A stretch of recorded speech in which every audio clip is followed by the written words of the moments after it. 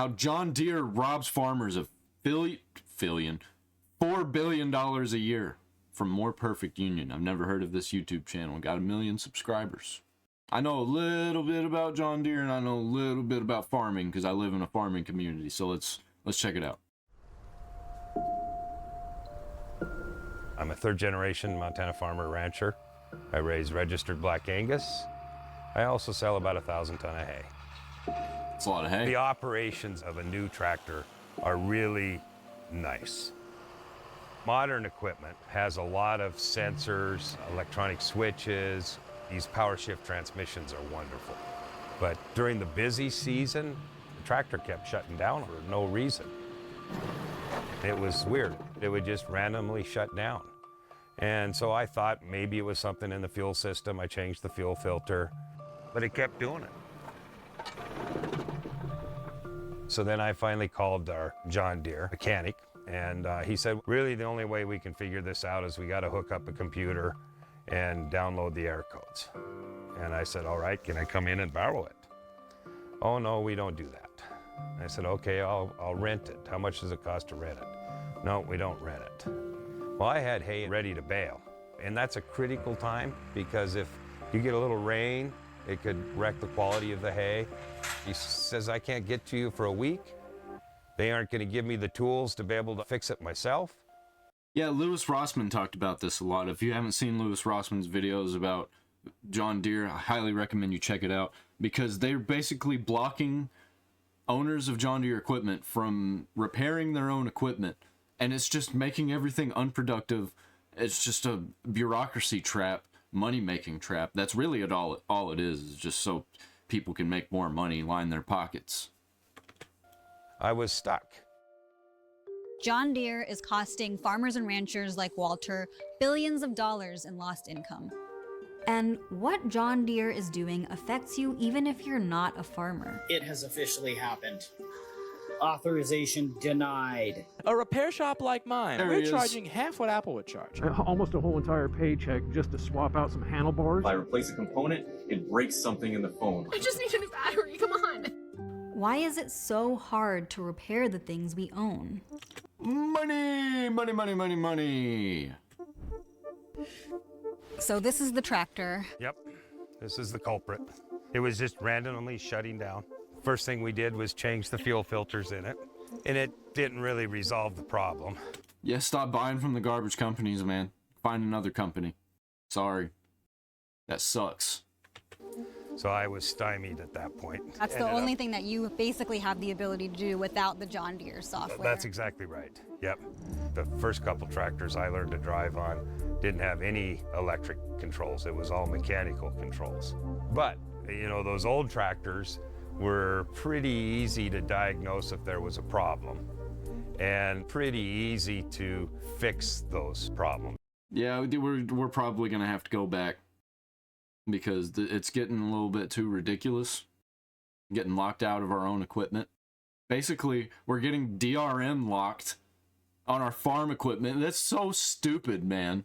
That's like putting microtransactions into a single-player game and then locking you out of modding it, which is happening.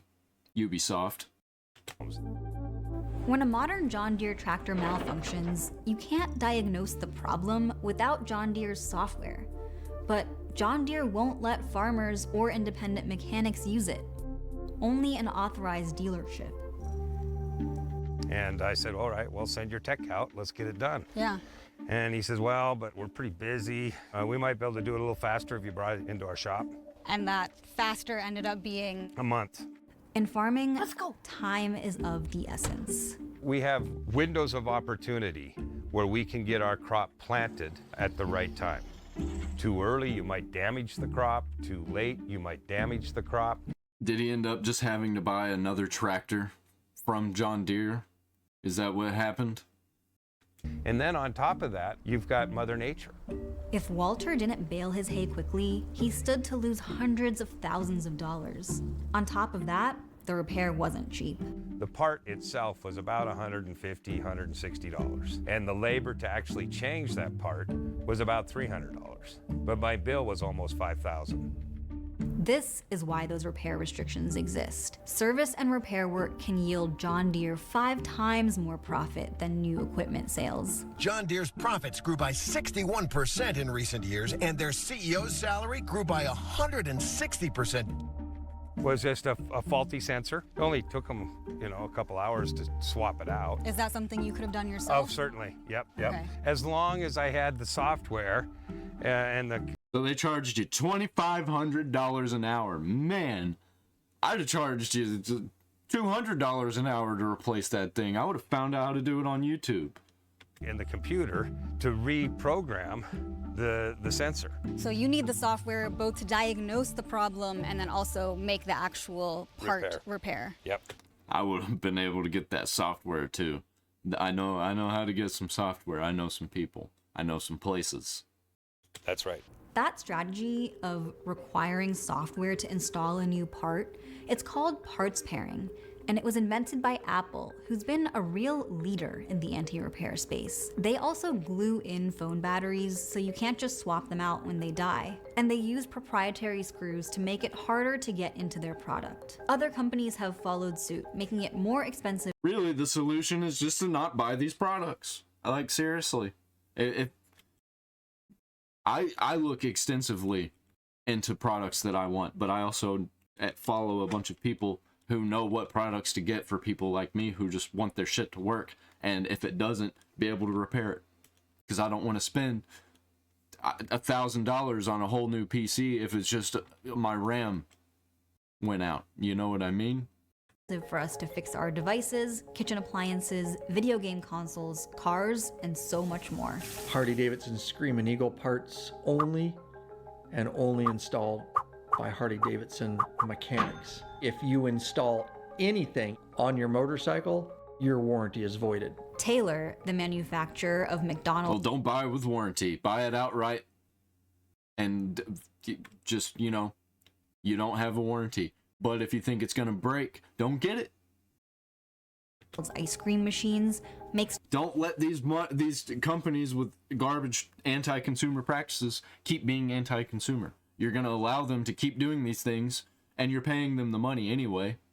So stop it. Just get something else. There are better things out there.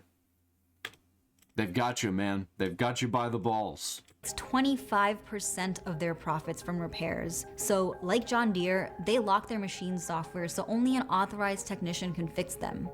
And stores end up waiting weeks for one to arrive, which is why McDonald's soft serve machine is always broken. That's not true, actually. It's because it's always broken or always down because they have to clean it a lot. That has to go into a 24-hour cleaning mode or something like that. And it's just down for a day out of the week or 9 days, or I don't remember. Somebody told me that at the store. They just tell you that it's down or that it's broken because they don't want to have to explain to everybody that, hey, it's not actually broken, it just has to clean. Y'all wonder why the ice cream machine's still broken. For 3 generations, Walter and his family have been fixing their own equipment. But now, John Deere isn't just restricting them from doing so. They're arguing that farmers don't actually own their tractors. So, a quick primer on property rights. If I go into a bookstore and buy a book, I can confidently say I own it. I can do whatever I want with it. Read it, lend it, resell it. I can even take a power tool to it and turn it into a lamp. This is all thanks to a very old provision of copyright law called the First Sale Doctrine. Once a copy is sold to a member of the public, the publisher or the rights holder no longer has control over that copy. That's how we have public libraries in the United States, for example. It's why we have used record stores and Goodwill. The First Sale Doctrine draws a clear line between intellectual property and the personal property of consumers. But in the digital age, that line is becoming blurry.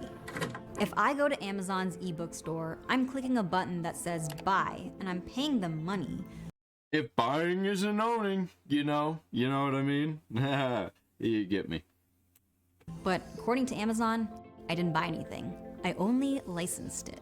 When you frame a transaction as licensing instead of selling, the consumer rights we get with the First Sale Doctrine don't apply anymore. Instead, those rights remain with, in this case, Amazon, who can put all sorts of restrictions on us. So, according to the contract I agreed to when I bought this book, I can only read this ebook using an Amazon-approved device if I have an active Amazon account. Oh yeah, try me. Can't loan it, make copies of it, or resell it. And Amazon will make extra sure I don't do any of those things by putting digital locks on their ebooks that would stop me if I tried. It's like renting a book with an invisible string that ties it to the seller. That invisible string is called Digital Rights Management, or DRM, and you'll find it on almost every digital product: software, music, movies, books, video games. And if you figure out how to get around your ebook's DRM to lend it to a friend anyway, you'd be violating the Digital Millennium Copyright Act. Companies are using the DMCA to justify. It's funny because that is true. However, there are other acts that you can use to get around it. Like there's the one that they used for TiVo that still works for streaming content on the internet if you go around it a certain way. Unfortunately, I can't talk about it because YouTube will shut it down, but if you look it up, you'll find ways where you can skirt that gray area pretty hard. Justify lots of dystopian things, like slapping subscription fees onto our printers and toothbrushes. We dug into that in another video you can check out here. So this book I can lend, this one I can't because I'd be violating copyright law. It doesn't really make sense. But John Deere... It doesn't. That's why they don't actually go after people for it. They just make it really, really hard to get around it. ...is applying that same twisted legal logic to farmers who want to fix their equipment worth millions of dollars. They told the Copyright Office that farmers aren't paying for the copyrighted software that runs their tractors. They're paying for a license to operate their tractors. Do you think it's fair that farmers and ranchers will pay $300,000 or $1 million to purchase a combine or a tractor to not own it? We're not leasing it. We're buying that. The gadgets that are in it are part of that equipment. Just don't buy it. Stop worrying about all this fancy stuff. Oh, it helps a lot. It helps a whole lot. Well, how much is it really helping if you're not able to actually own it and use it and repair it yourself? And the technology that runs that gadgets is part of that equipment. We thought when we bought that tractor that we bought that tractor lock, stock, and barrel. Now, you might be wondering, if farmers don't own their tractors because they run on software, doesn't that call into question whether we truly own any of our smart devices? Car companies certainly think. I make sure that I actually own my stuff before I buy it. Think so. General Motors told the Copyright Office that the software in your vehicle is licensed to you, so it's GM who owns the vehicle through its entire life. Yeah, and that's also why I don't buy new vehicles. If you like taking your car to your local repair shop for oil changes, this is bad news. In the past, an oil change was as simple as, pressing the gas pedal 3 times. Today, you're hooking up an extremely expensive piece of software. Bob Lane owns this independent auto repair shop near Boston. He's seen firsthand how car manufacturers have used new tech advancements not just to make cars more safe and more fun to drive, but to monopolize the repair market. What I'll have to do is I will have to plug into the OBD connector along with my scanner. Bob's technician is using BMW's proprietary software to finish up an oil change on a 2023 model. I'm now connected to the vehicle. Each manufacturer has their own software, which mechanics need to figure out why your check engine light is on and then to do the actual repair. Car makers won't sell that software to mechanics, but they will license it through expensive temporary subscriptions. 24 hours can be $200, $250. An annual fee could be... If they stop working on them, people will stop buying them. Just saying. $10,000 or $15,000, depending on the manufacturer. What we're really concerned about today is resetting the engine oil. When the technician tries to reset the level, nothing happens. And sure enough, it didn't do it. Even after subscribing to BMW's software, Bob's shop can't reset the oil light because BMW has put on a software lock that only the dealership can do it. We should be able to reset that light. We're in the auto repair business. So if you bring your car to me, I don't want to fix your car and get 80% of the way through a diagnosis and not have the information to complete that diagnosis, the additional 20%. And then I say, I got to send you to the dealer because we don't have the information. Data restrictions cost independent repair shops around $3 billion each year. Do you want to see your mom and dad's friend down the street that was fixing cars go out of business? Because that's what's going to happen. Car companies also lock out local repair shops by aggressively getting design patents for the parts of a car that are most likely to be damaged in a collision. So if you crash your Ford Fiesta and you need a new fender, if there's a design patent on that fender, the only place you're going to be able to get that part is from Ford, and Ford gets to charge whatever it wants to charge. These are all reasons why your car repair bill has shot up nearly 70% in the last decade. Repair monopolies don't just cost us money, they also endanger our health, like for people who use electric wheelchairs. I've got friends that spend almost a whole year in bed because they're waiting on repairs. And having to wait for authorized repairs can leave hospitals without critical equipment for weeks. They don't want to give us tech support over the phone. They don't want to sell us parts, and they don't want to give us any technical literature. For farmers and ranchers like Walter, repair monopolies exacerbate the pressures of a high-stakes job. Farmers and ranchers, we have the highest suicide. Yeah, we need to get rid of all this stuff. It's making things more difficult, making us less efficient by a lot. We need to get rid of this bureaucracy and these money-hungry morons who are destroying the country just because they want to line their pockets. A 160% increase in salary is insane. $3 billion from being charged from local businesses, insane. How do we let this happen? Because the people who are running corporations like this happen to also be running the fucking government. Rate in the nation. And it's because our occupation is so stressful. Equipment breaking down and you are not able to fix it, you can't do anything, that's a whole new level of stress. So how can we break up these repair monopolies? Not even that you can't do anything, that like, oh, I'm at a standstill, I don't know what to do. You know what to do, but you're literally locked out. Well, 3 ways. Because we live in the pre-dystopia. The first is to enforce our existing antitrust laws. Farmers have filed multiple class action lawsuits against John Deere, saying their repair monopoly violates the Sherman Act. The Justice Department says they support the farmers, and the Federal Trade Commission has been investigating John Deere's repair monopoly since 2021. The FTC has already broken up repair monopolies from Harley-Davidson, Weber, and Westinghouse, so they can't void your warranty anymore if you use your local repair shop or do the repairs yourself. The FTC also got us our McFlurries back.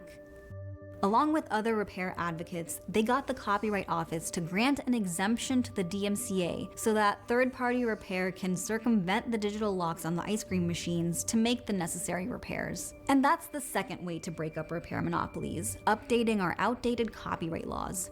The Freedom to Repair Act would permanently amend the DMCA so we can... By the way, from the thing that I said earlier about McDonald's ice cream machines, that's still true. However, if they actually do break, that's what that act was for. Jailbreak all our machines and devices, as long as it's for repair. But the most important thing we can do is pass right to repair laws and force companies to sell products that are easier to repair without going through the manufacturer. Laws like this are currently working their way through 30 state houses. The right to repair movement is gaining more traction. This is about competition. I bought it, but I'm kind of a slave to your operation. Is it more cost efficient to have it fixed or to have it replaced? You do a charge port repair for $15. $15? Yeah. Okay. Still, the legal battle has been tough. On one side, you have farmers, local repair shops, disability rights advocates, DIY fixers, and zero waste advocates. On the other side, a group of companies worth over $10 trillion. And with all that money in lobbying, the fight has gotten pretty dirty. Microsoft was going around telling our members in the legislature they weren't going to sell their Surface tablets in Washington any longer if we passed the bill the way it was. To see that tug-of-war in action, let's see how it's playing out in the auto industry, where the fight over right to repair started nearly 30 years ago. Why should only some people be able to obtain repair information, while others do not have access to it? Over the next decade, Congress considered several federal right to repair bills for cars, but automakers lobbied fiercely and none passed. But we just don't think there's a problem. Until 2012. Massachusetts passed the nation's first right to repair law for cars. Very excited, very ecstatic. Automakers agreed to obey the state law across the country to avoid more costly battles, but their lobbying did get them a loophole. The law didn't require car manufacturers to share any repair data that was transmitted wirelessly, which today is how most new cars do it. And when Massachusetts tried to close the loophole in 2020, car companies spent $25 million trying to defeat the bill. They ran ads like this one, showing a woman being stalked in a parking garage at night. The message? Right to repair laws will give criminals access to your car's data. That's a wild. Or how about don't put in the stupid software in it that people could easily break into? Like, that's an insane take. Oh, you're gonna allow criminals to break into your cars. They already do that. That is so stupid and evil. That's just an evil thing to say, because you're using emotional manipulation. Argument to make, so let's take a closer look at it. New cars are like smartphones on wheels. They're collecting really sensitive data about how we look, where we go, and how fast we get there. And car companies use that data to infer even more intimate stuff about us, like our genetic information and sexual activity. That's creepy, wish they wouldn't do that at all, but they're saying that sharing repair data with mechanics would also compromise all this other vehicle data. But the Mozilla Foundation— I'm gonna go get me a Pontiac, like a Grand Prix, like a 1998 Grand Prix Pontiac. And if anything breaks, I'll go find another Pontiac for like $800. That's what I'm gonna be doing, because it doesn't send my data to God knows where, probably China, because a lot of them just sell the data and they keep it and then sell the rights to it after they've copied it. And so they've got it. Now another company's got it, probably in China. It always makes its way to China or other places, Russia even. Found that car companies are already exposing our information with data breaches caused by their own mistakes, not because of right to repair. And here's the key part. Having exclusive access to all our vehicle data is really valuable. That's why automakers are fighting right to repair laws this viciously. They want data monopolies. According to a New York Times investigation, car companies take that data on your driving behavior, like how often you're braking too hard or speeding, and they sell it to data brokers, who then sell it to insurance companies, who then use it to jack up your insurance rate. Wanting to maintain a data monopoly may also be why John Deere has spent millions of dollars lobbying against right to repair bills. This precision ag equipment that you're using is uploading data to the cloud. So are you planting corn? Are you planting soybeans? Are you planting wheat? These equipment manufacturers are harvesting real-time data of the condition of the crop, the quality of the crop, and the yields of those crops.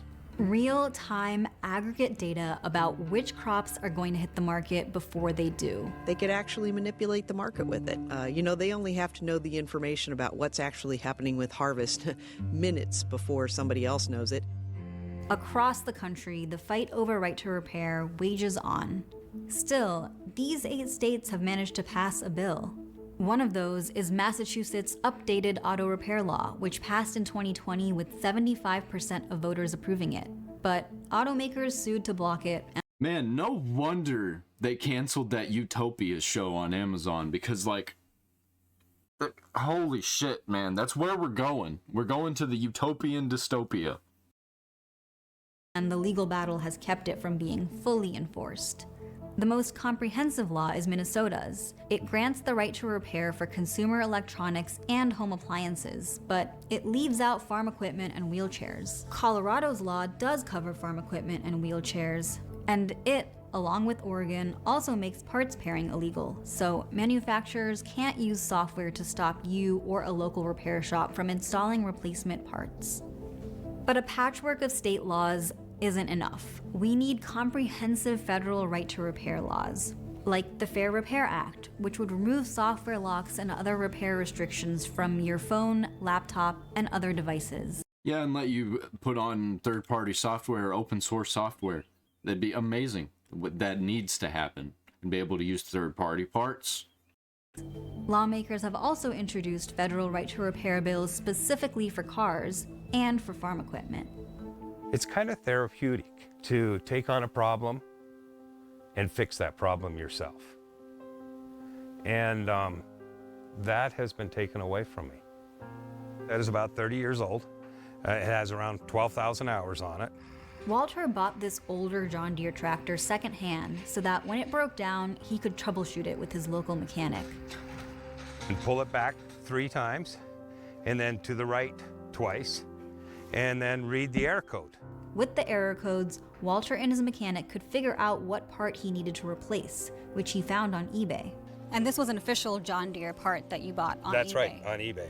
Walter installed the new part himself and was back up and running within a day. This is the way. And this is the way things are going to go if people keep soft locking people out of software.